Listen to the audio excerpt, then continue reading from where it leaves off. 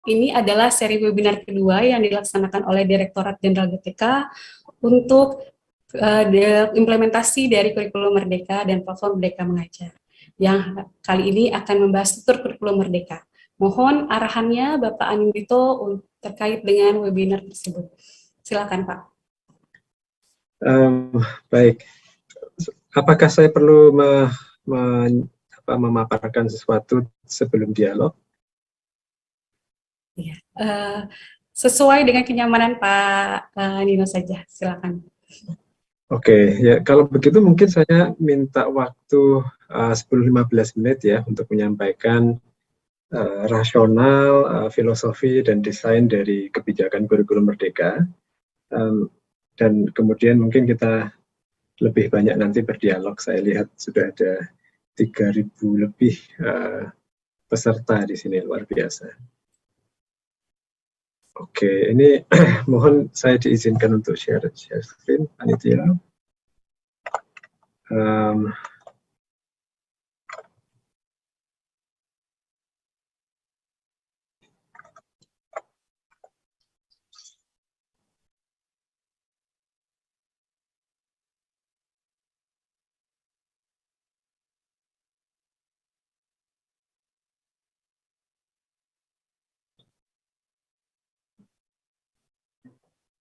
Baik, terima kasih sekali lagi.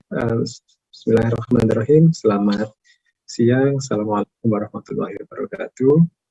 Om Swastiastu, Namo Buddhaya, salam kebajikan, Rahayu.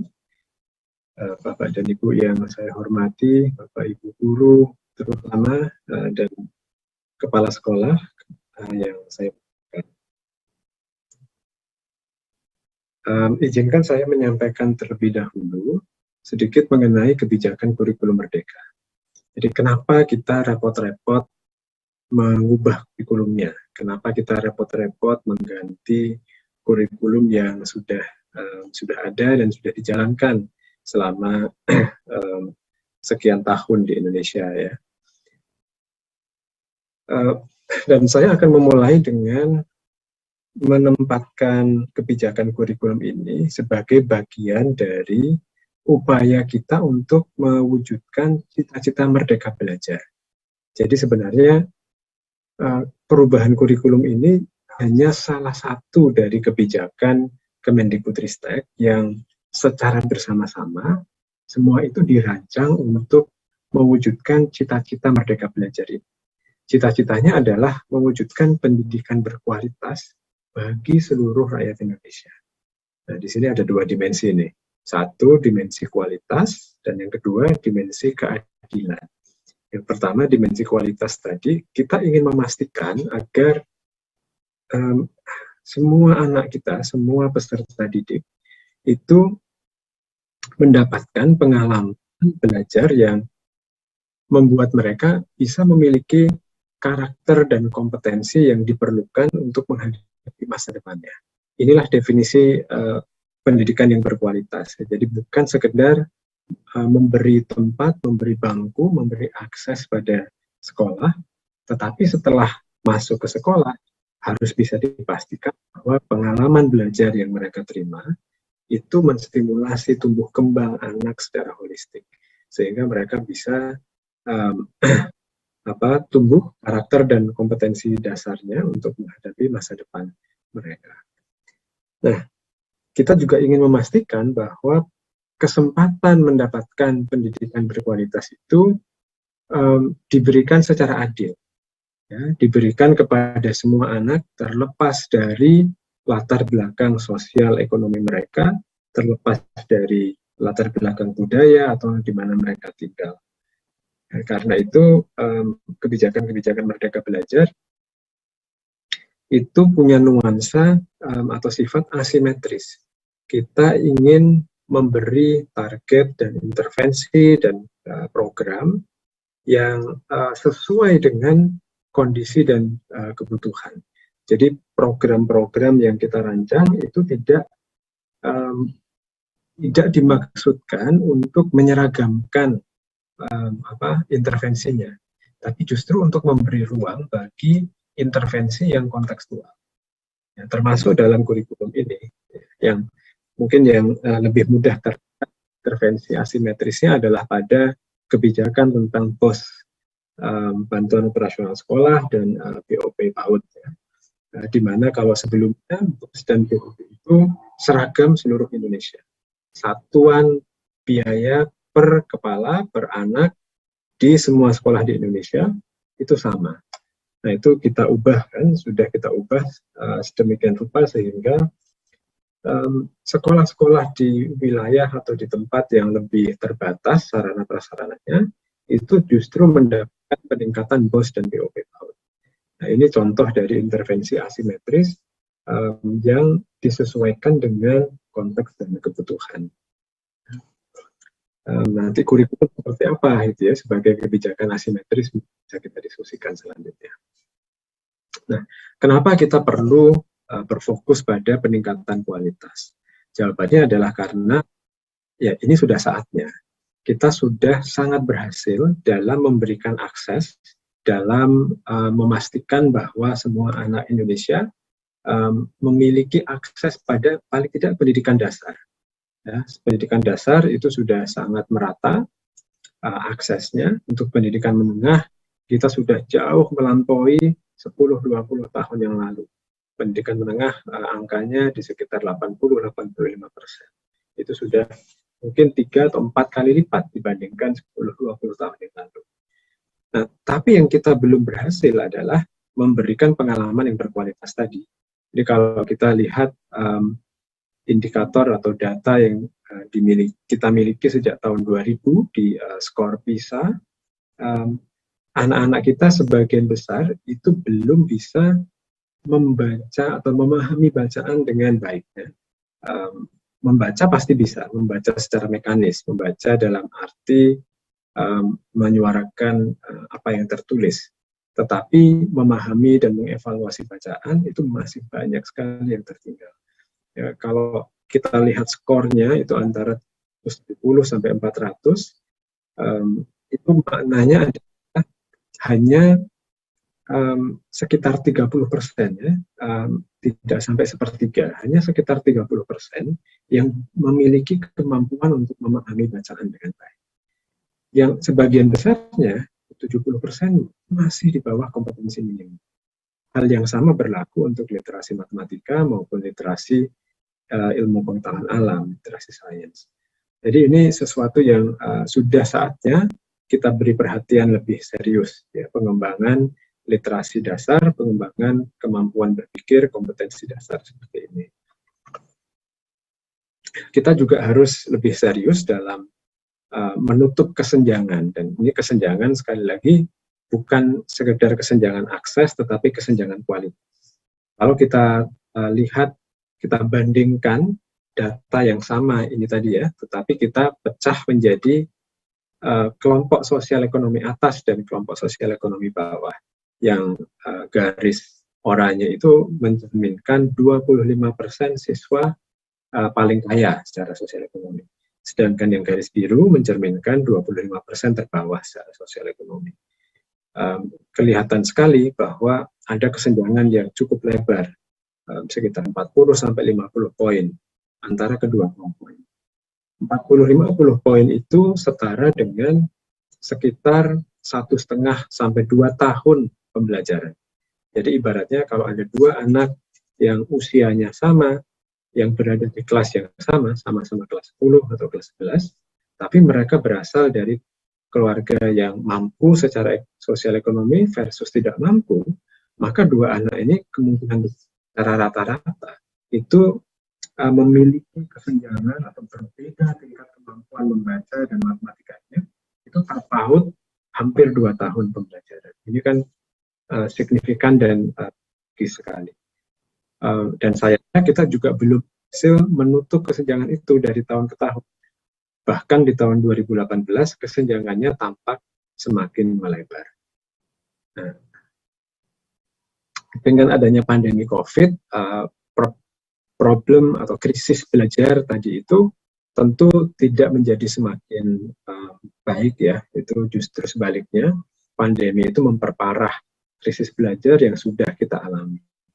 Tapi poin saya di sini adalah sesungguhnya pandemi bukan penyebab dari krisis belajar. Krisis belajar itu sudah kita alami sejak lama, dan itu semakin perlu kita beri perhatian lebih karena pandemi memperparah krisis belajar tadi.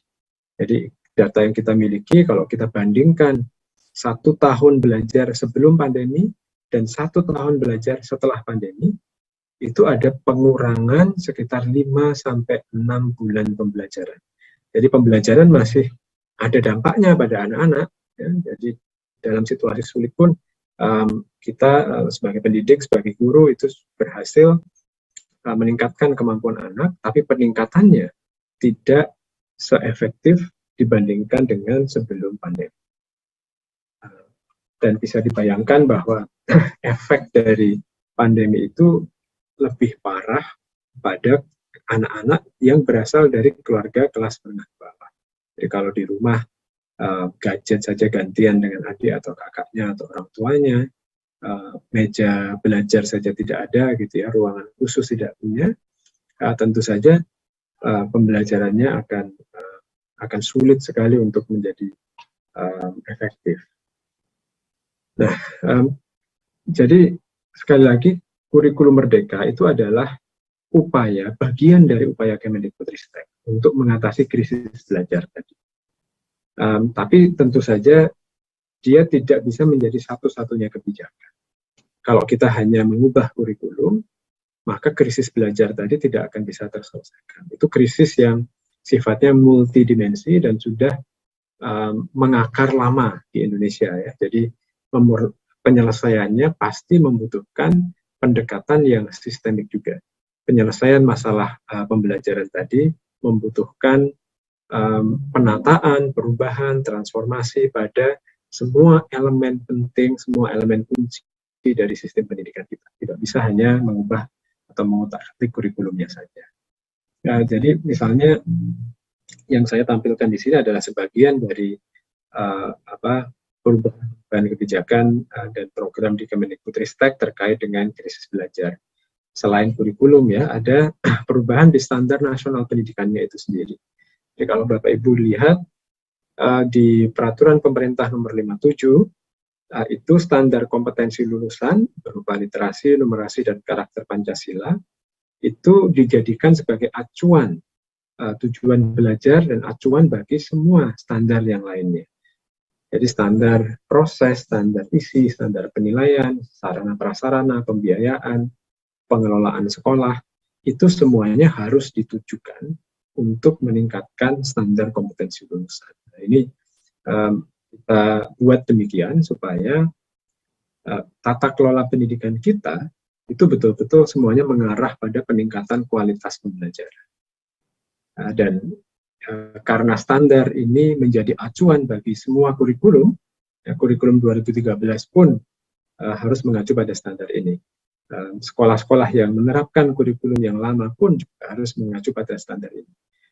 Karena itu terlepas dari kurikulum yang dipakai, sebenarnya orientasi pada peningkatan mutu pembelajaran itu harus menjadi tujuan dari semua satuan pendidikan, bukan hanya satuan pendidikan yang melaksanakan kurikulum merdeka. Nah, kurikulum merdeka itu kita padukan dengan asesmen nasional. Jadi gagasan yang sama itu melandasi sistem evaluasi pendidikan kita, yaitu asesmen nasional.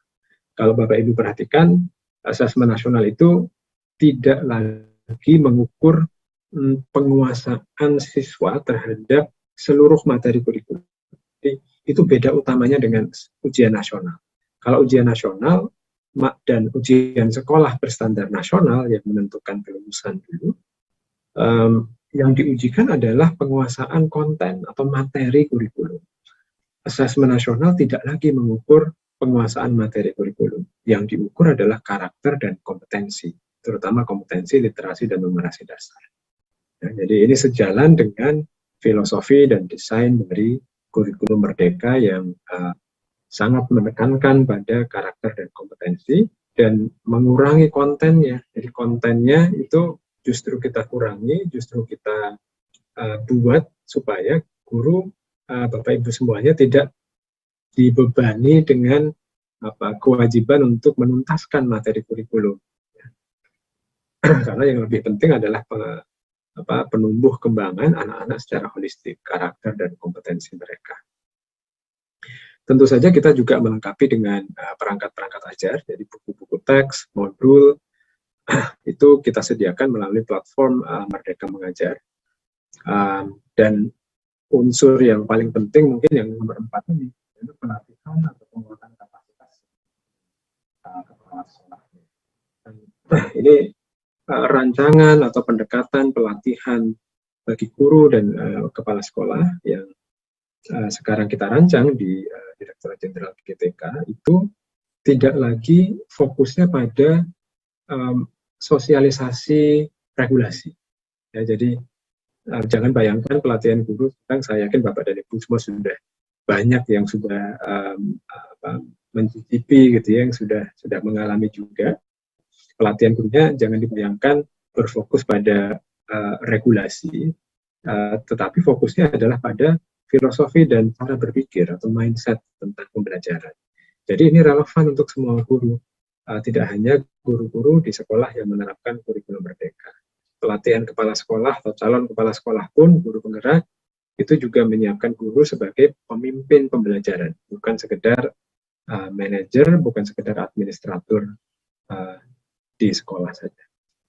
Terakhir, kita juga memiliki serangkaian program untuk mendampingi Pemda. Jadi kalau Bapak Ibu sempat mengikuti launching rapor pendidikan oleh Mas Menteri beberapa saat yang lalu, itu adalah instrumen utama Kemendikbudristek untuk memberi umpan balik kepada Pemda, mengukur kinerja Pemda berdasarkan orientasi yang sama, orientasi pada karakter literasi numerasi yang dimiliki oleh peserta didik. Jadi Pemda tidak lagi diukur kinerjanya sekedar berdasarkan serapan anggaran atau kepatuhan administratif, tetapi ukuran utama mereka justru adalah pada peningkatan kualitas pembelajaran. Pemda yang berhasil adalah Pemda di mana jumlah anak yang menguasai literasi dasar dan numerasi dasar dari tahun ke tahun itu semakin meningkat. Ya, persentase yang menunjukkan kompetensi dasar itu harus meningkat. Pemda yang berhasil adalah juga Pemda yang dari tahun ke tahun menunjukkan adanya pengurangan kesenjangan. Jadi perbedaan skor literasi numerasi antar kelompok kaya dan miskin itu harus berkurang dari tahun ke tahun perbedaannya. Ya. Perbedaan skor antar sekolah yang unggul dan sekolah yang tertinggal di daerah itu juga harus dari tahun ke tahun semakin kecil. Artinya apa? Artinya Pemda ke depannya itu dalam tanda kutip dipaksa oleh sistem evaluasi kita untuk membantu sekolah-sekolah dan kelompok-kelompok dalam masyarakat yang paling tertinggal. Supaya itu tadi kesenjangan yang ada di dalam sistem pendidikan kita itu secara berangsur-angsur menjadi berkurang. Nah, karena itulah kita meluncurkan kurikulum merdeka, gitu ya. Di kurikulum merdeka ini satu kebijakan dalam paket kebijakan Merdeka Belajar lebih utuh. Kita dalam menerapkannya tidak tergesa-gesa mengganti untuk seluruh sekolah di Indonesia. Tahun ini seperti saya yakin Bapak dan Ibu sudah mengetahui juga, karena sudah ada 60.000 lebih satuan pendidikan yang mendaftar ya. Kita memberi pilihan pada satuan pendidikan, pada sekolah dan madrasah dan satuan pendidikan lain untuk mengganti kurikulumnya. Jadi kita mengajak Bapak dan Ibu kepala sekolah, Bapak Ibu guru yang ingin melakukan transformasi pembelajaran untuk menggunakan kurikulum merdeka. Nah ini asumsinya adalah memang kurikulum merdeka itu lebih ramah, itu lebih mudah, lebih memudahkan guru untuk mengajar sesuai dengan orientasi yang pengembangan karakter dan kompetensi tadi. Ya. Karena itu kalau Bapak dan Ibu sepakat dengan orientasi peningkatan kualitas pembelajaran tadi, kurikulum merdeka adalah pilihan yang terbaik. kurikulum merdeka adalah pilihan yang paling cocok dengan upaya transformasi itu. Bukan berarti menggunakan kurikulum 2013 atau kurikulum darurat tidak bisa dilakukan, gitu ya. Sangat mungkin bisa dilakukan. Tetapi untuk kebanyakan sekolah, kurikulum merdeka itu lebih memudahkan. Kenapa demikian? Ya, karena kurikulum merdeka itu kita rancang memiliki 3 karakteristik. Yang pertama adalah ada waktu khusus untuk pengembangan soft skill dan karakter. Jadi kalau di kurikulum yang sebelumnya tidak ada waktu khusus untuk pembelajaran yang sifatnya memang difokuskan pada pengembangan soft skill dan karakter.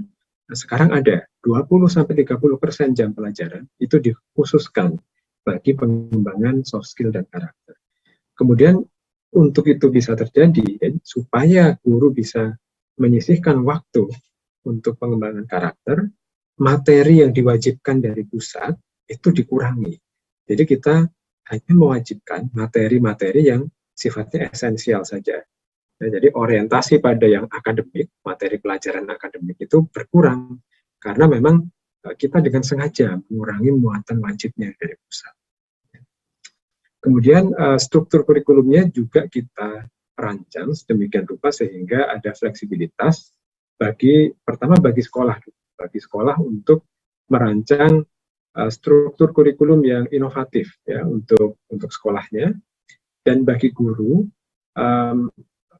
di mana guru itu bisa menyesuaikan metode mengajarnya, menyesuaikan materi, dan menyesuaikan kecepatan mengajarnya sesuai dengan kebutuhan siswa yang ada di kelasnya. Nah, ini kita lakukan dengan sengaja untuk mendorong guru lebih memperhatikan proses, lebih memperhatikan kebutuhan belajar siswa dibandingkan dengan kewajiban untuk menuntaskan materi kurikulum. Ya. Nah, ini contoh dari pengurangan materinya. Ini salah satu ciri khas dari kurikulum merdeka adalah materinya yang kita kurangi secara dramatis. Ini contoh dari mata pelajaran Bahasa Indonesia kelas 1 dan 2 SD. Di sebelah kiri adalah kumpulan KI, KD, Bahasa Indonesia di kurikulum 2013. Ini kita sederhanakan, kita peras, kita sarikan, kita integrasikan menjadi hanya 4 kompetensi saja. Menyimak, membaca, berbicara, dan kompetensi menulis. Ya, jadi dari puluhan poin kompetensi dan materi ini menjadi 4 saja, dan ini kita beri target bisa dicapai dalam 2 tahun, bukan dalam 1 tahun. Jadi ada lebih banyak waktu yang dimiliki oleh guru untuk mencapai capaian pembelajaran yang ditargetkan dari pusat. Ini yang saya sebut tadi, bukan hanya materinya dikurangi, tetapi memberi fleksibilitas bagi guru untuk mengatur kecepatan mengajarnya. Nah, kita punya data yang sangat kuat menunjukkan kenapa penting untuk mengurangi materi pembelajaran ini, materi kurikulum ini. Kalau Bapak dan Ibu ingat, di tahun 2020, bulan Agustus, kami meluncurkan kurikulum darurat, kurikulum dalam kondisi khusus, yang itu sebenarnya kurikulum 2013. Hanya saja materinya kita kurangi. Materinya kita pangkas, kita sederhanakan. Seperti halnya yang kita lakukan di kurikulum merdeka. Setelah 1 tahun menerapkan kurikulum ini, ternyata sekolah-sekolah yang tidak dibebani dengan materi terlalu banyak, jadi sekolah-sekolah yang menggunakan kurikulum darurat, itu jauh lebih maju, jauh lebih efektif pembelajarannya dibandingkan sekolah yang tetap menggunakan kurikulum 2013 secara penuh. Jadi beban untuk menuntaskan materi yang banyak itu ternyata berdampak negatif pada pembelajaran siswa. Nah, ini pengurangan learning loss-nya itu luar biasa, bisa menjadi 1/5-nya saja, dari 5 bulan learning loss menjadi 1 bulan learning loss. Ya, ini karena itulah kita meluncurkan kurikulum merdeka ya. Tapi sekali lagi kita tidak terburu-buru. Kita mengajak Bapak Ibu kepala sekolah, Bapak Ibu guru yang sudah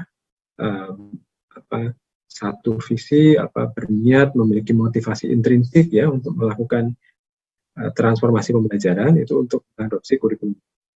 Tapi itu pun kita masih memberi pilihan jenjang-jenjang atau pilihan tingkat penerapan dari kurikulum mereka itu. Pada level pertama, mungkin tahun ini Bapak dan Ibu tidak harus langsung mengubah kurikulum secara keseluruhan, tapi mencoba menerapkan prinsip-prinsip pembelajarannya dari kurikulum Merdeka. Misalnya menggunakan pendekatan assessment diagnostik untuk melakukan teaching at the right level, untuk menyesuaikan kecepatan mengajar, metode mengajar dengan kebutuhan siswa, ya, tanpa harus mengganti seluruh kurikulum. Tapi kalau memang sudah siap tahun ini untuk sudah sekalian saja, daripada setengah-setengah, sekalian saja mengubah kurikulum merdekanya, itu ada pilihan kedua dan ketiga. Ya. Di pilihan kedua, ini Bapak dan Ibu bisa menggunakan perangkat ajar yang sudah kita siapkan. Di pilihan ketiga, Bapak dan Ibu bisa mengembangkan sendiri berbagai perangkat ajarnya. Ini tentu bukan pilihan yang hitam putih gitu ya. Tentu saja bisa untuk sebagian mata pelajaran, sebagian topik itu menggunakan materi yang kita siapkan. Untuk topik-topik dan mata pelajaran yang lain, Bapak dan Ibu mungkin sudah lebih siap untuk mengembangkan materinya sendiri. Dan semua itu kita sediakan, kita beri aksesnya di platform Merdeka Mengajar, yang bisa Bapak Ibu akses secara gratis menggunakan akun belajar.id. Materi tentang kurikulum Merdeka ini semuanya kita sediakan juga di website kurikulum, ya, kurikulum.kemdikbud.go.id. Di sana Bapak Ibu bisa menemukan berbagai materi, video-video, buku saku, sampai dengan kajian akademiknya. Dan bagi Bapak Ibu yang mungkin masih memikirkan dan belum mendaftar, bisa ke website GTK, kurikulum.gtk.kemdikbud.go.id untuk mendaftarkan satuan pendidikan Bapak Ibu sebagai salah satu satuan yang akan menerapkan kurikulum Merdeka tahun. Jadi langkah selanjutnya Bapak Ibu, kami berharap bahwa setelah ini, jika Bapak dan Ibu masih belum melakukan, silahkan mendaftar. Ya. Silahkan mendaftar dan kemudian segera mengakses berbagai pelatihan terkait yang kita sediakan di platform Merdeka Mengajar. Nah, tentang pelatihannya itu, ini poin terakhir saya. Tentang pelatihannya itu, Bapak dan Ibu, kita juga perlu mengubah cara berpikir kita. Kita juga perlu mengubah paradigma berpikir kita yang tadinya itu merasa bahwa yang tahu benar salah dari praktek pembelajaran di kelas itu adalah pemerintah pusat atau instruktur dari pusat. Ya. Nah, ini perlu kita ubah.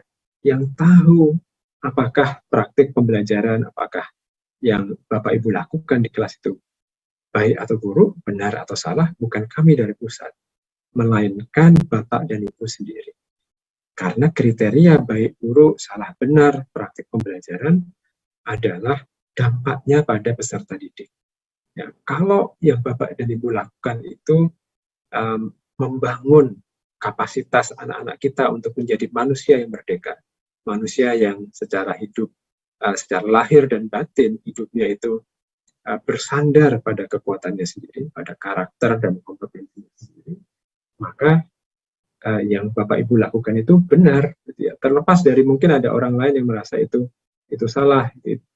Kriteria utama adalah dampak dari apa yang kita lakukan sebagai pendidik pada tumbuh kembang karakter dan kompetensi peserta didik kita. Dan itu yang lebih tahu adalah Bapak dan Ibu sekalian, bukan kami dari pemerintah pusat.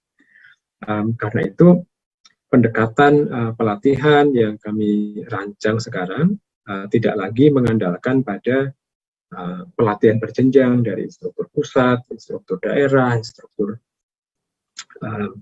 daerah tingkat 2 dan seterusnya, tetapi kami menyediakan berbagai perangkat materi pembelajarannya dalam modul-modul online yang ada di platform Merdeka Mengajar ini.